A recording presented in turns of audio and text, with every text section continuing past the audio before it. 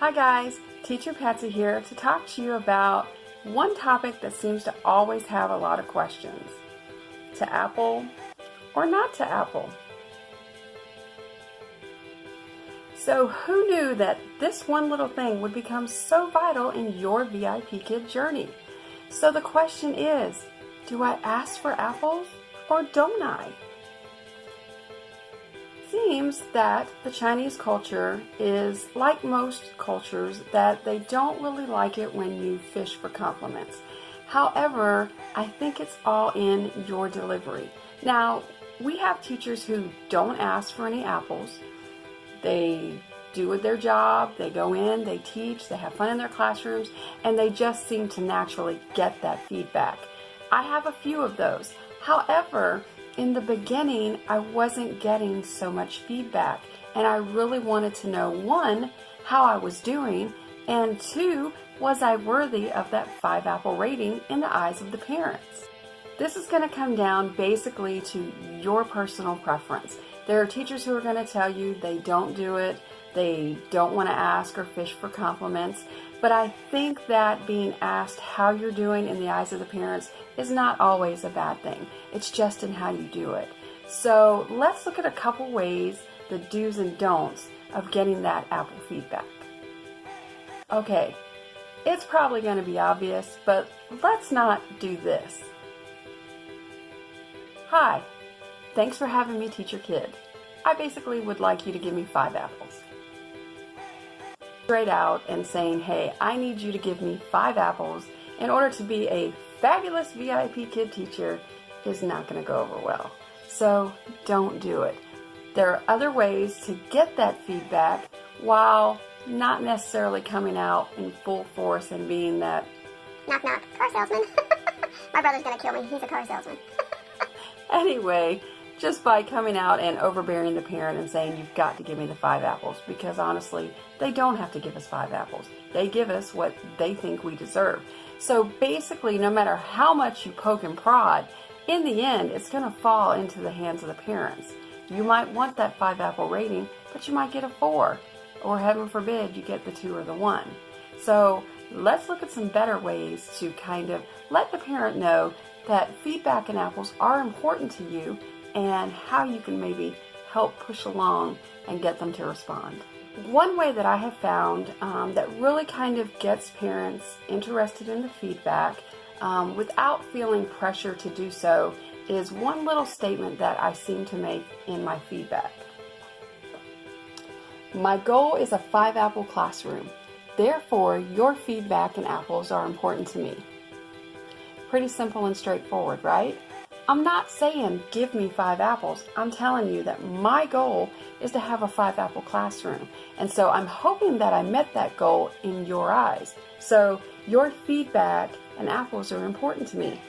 Using that, I really started getting a lot of feedback from parents telling me that their child loved my class, that they liked the reward I used, etc. and so on. So I started stirring conversation. I didn't come out and ask for the 5 apples, but I let them know that my goal was to get 5 apples, and I hope that I met that expectation. A great way to get feedback and apples from parents is, of course, naturally to take interest in their child.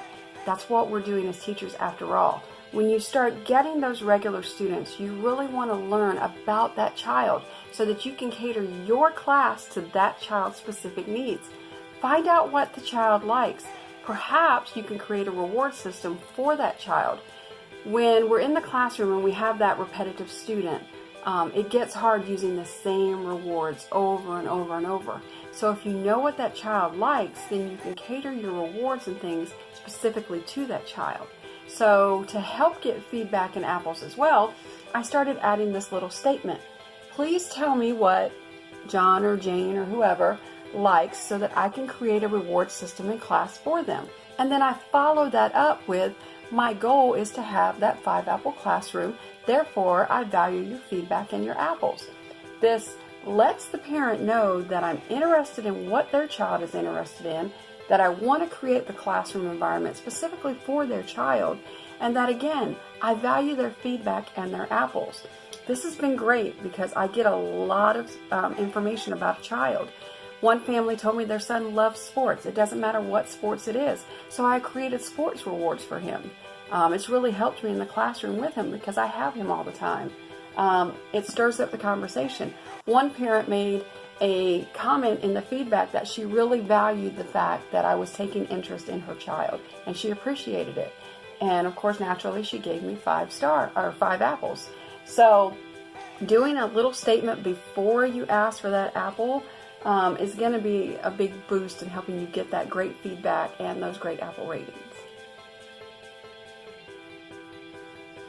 Now, it's obvious no matter how many times you ask for 5 apples, it's all going to be on how well of a classroom lesson you delivered.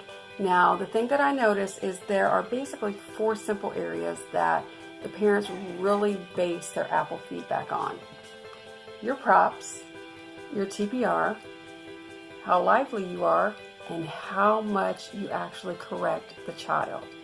Now, granted, we don't necessarily always want to be, you're not doing it right, you're not doing it right, you're not doing it right, but the parents are paying for their student to learn English. Therefore, this is going to be one of the most important things to getting that 5 apple rating.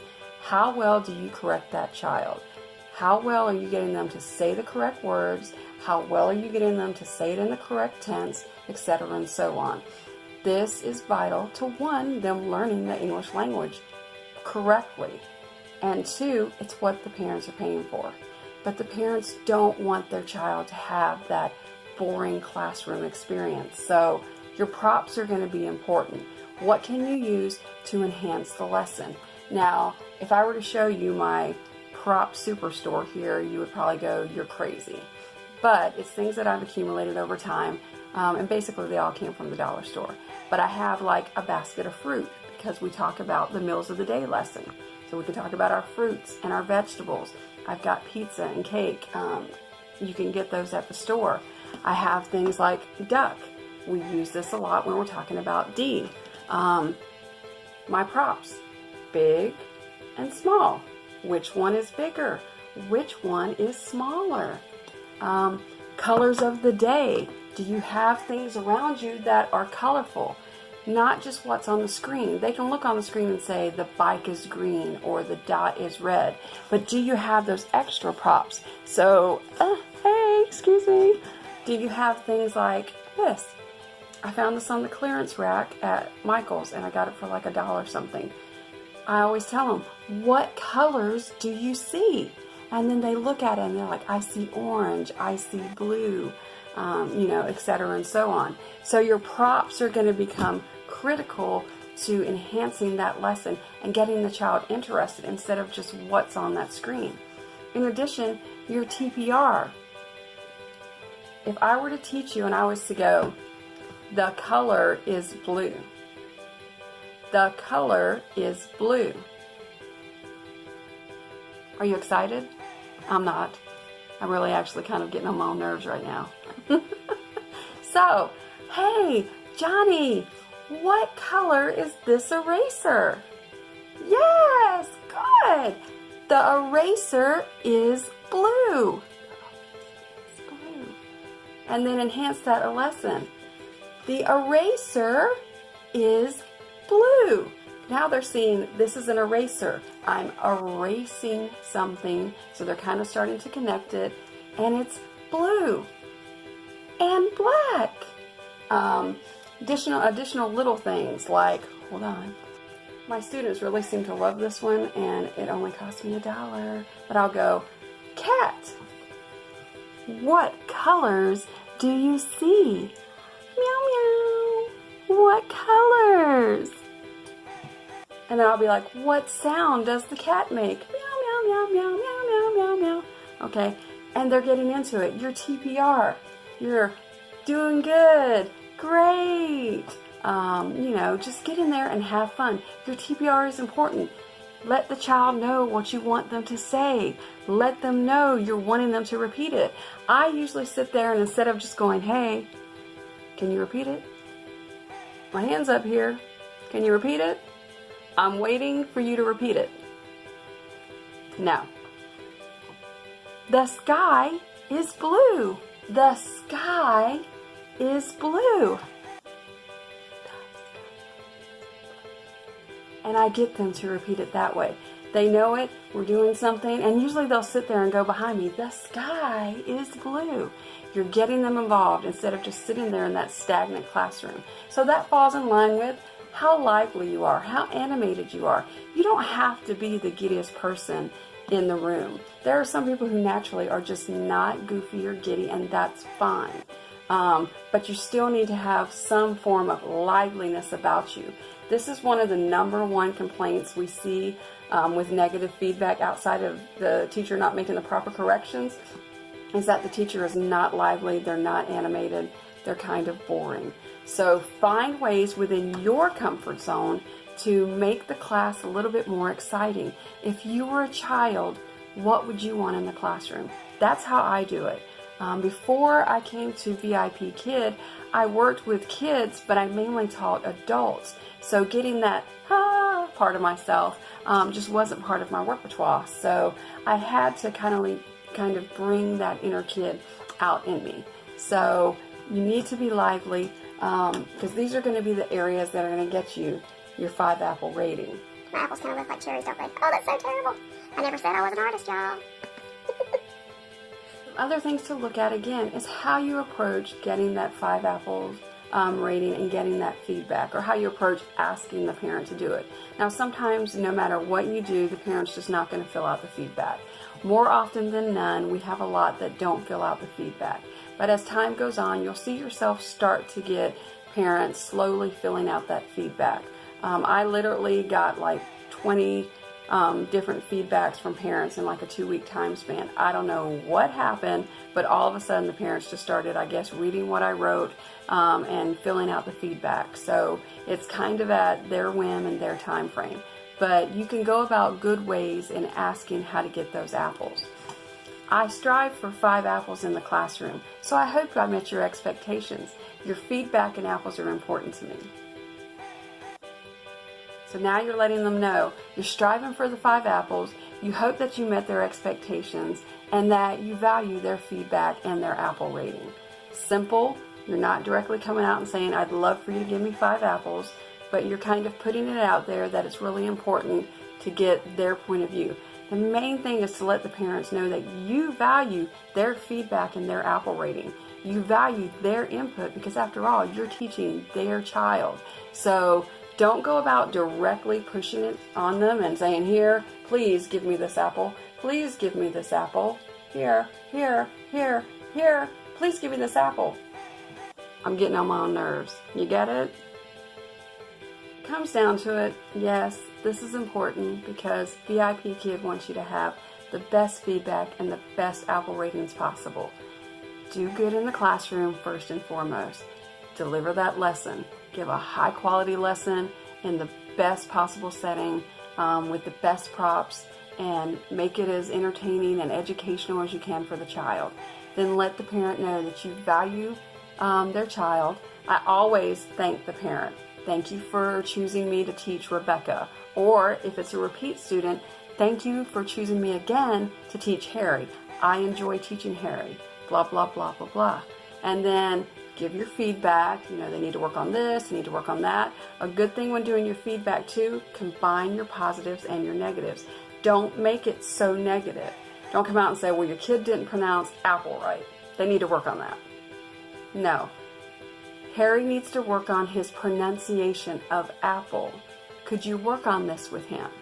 And then combine it with, Harry works really hard in the classroom on his vocabulary. You're telling them he needs to work on this, but he works really hard at trying to get the words right. And then at the end, follow up with, you know, my goal is to have a 5 apple classroom, or whatever it is you want to say, and put it in the hands of the parents. It's just a quick little video. I hope it helps. This is always a big topic of debate with VIPKID teachers, whether to ask or whether not to ask. And it's going to be a preference. Some teachers just don't feel comfortable putting that out there. I always want to know how I'm doing. I hope that I'm doing enough to get the 5 apples. So I'm going to put it in my feedback. And hopefully the parent's going to respond and let me know if I got a 5 apple, if I got a 4 apple, etc. and so on. knock on wood somewhere, y'all, I got 5 apples so far. All the way through my VIPKID career here. So I'm hoping to keep that string going. But deliver a good class, and in the end, the apples are gonna come to you. So don't stress out about it. If you get an apple feedback that you think is really unjustified, remember, you can submit a ticket via Fresh Desk to see if they'll invalidate that feedback. They'll go back, they'll review the class video, and they'll let you know if that apple rating is going to stand or if it's going to be invalidated. VIPKID has invalidated a lot of feedback for teachers. So trust me, they're watching the video and they're paying attention to what you do. So if you get a parent that maybe has an off day and said, hey, I'm ill, I'm just going to give you 2 apples, VIPKID will take a look at that. And if it's justified, they're going to invalidate the rating. And if they think it's appropriate, they're going to leave it. And you just got to kind of keep pushing forward. So have fun in the classroom. I hope you guys all get 5 apples.